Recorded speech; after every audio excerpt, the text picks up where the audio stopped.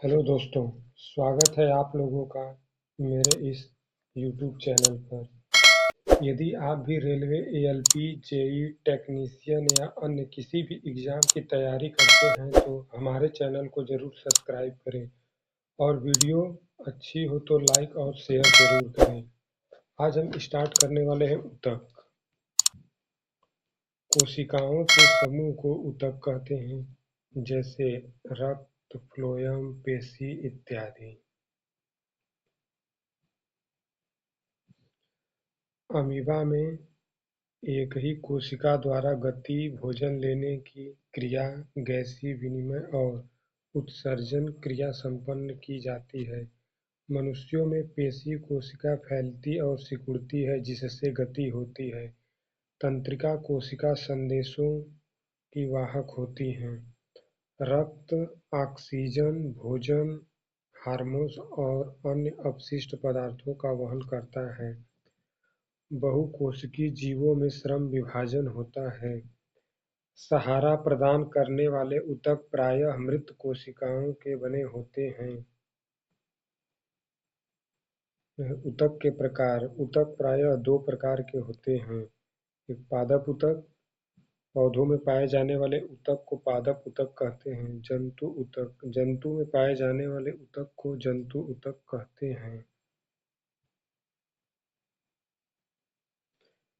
पादप ऊतक का वर्गीकरण। पादप ऊतक मुख्यतः दो प्रकार के होते हैं, वृद्धि ऊतक अथवा विभज्योतक। दूसरा, अस्थायी ऊतक।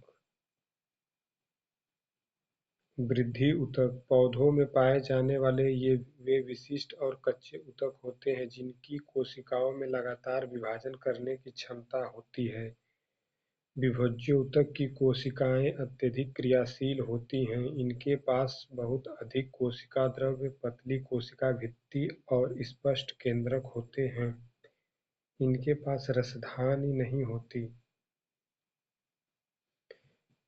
विभज्य ऊतक की उपस्थिति वाले क्षेत्रों के आधार पर ये तीन प्रकार के होते हैं: शीर्षस्थ विभज्य ऊतक, अंतर्विष्ट विभज्य ऊतक, पार्श्व विभज्य ऊतक।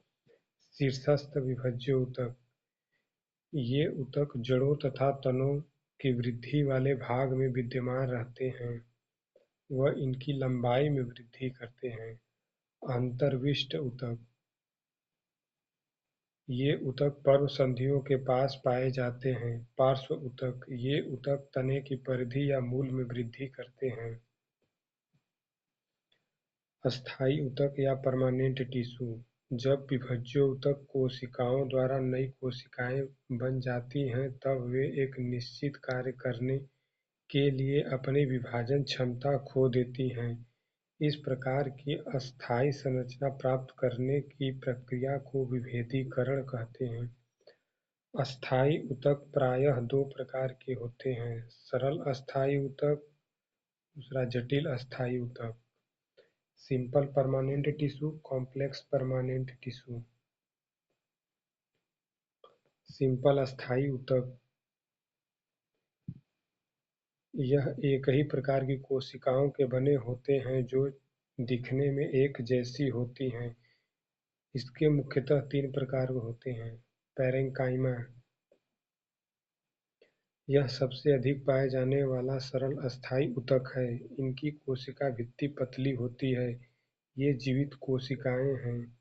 ये प्रायः बंधन मुक्त होती हैं तथा कोशिकाओं के मध्य अंतरकोशीय स्थान कम होता है।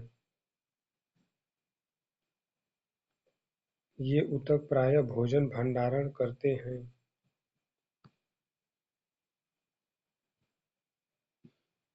कुछ पैरेन्काइमा ऊतकों में क्लोरोफिल पाया जाता है तथा यह प्रकाश संश्लेषण की क्रिया करता है, तब इसे क्लोरेन्काइमा कहते हैं। जलीय पौधों में पैरेन्काइमा की कोशिकाओं के मध्य हवा की बड़ी गुहिकाएं होती हैं जो उन्हें तैरने में मदद करती हैं। इसे एरेन्काइमा कहते हैं। क्लोरेन्काइमा और एरेन्काइमा पैरेन्काइमा के ही एक प्रकार हैं। कोलेन्काइमा। यह पौधों को लचीलापन प्रदान करता है ताकि तेज हवा चलने पर पौधे आसानी से मुड़ सकें। बिना टूटे। जब ऊतक पौधों में यांत्रिक सहायता भी प्रदान करता है। यह ऊतक पौधों में यांत्रिक सहायता भी प्रदान करता है। इस ऊतक की कोशिकाएं जीवित, लंबी और अनियमित ढंग से कोनों पर मोटी होती हैं तथा कोशिकाओं के बीच बहुत कम स्थान होता है।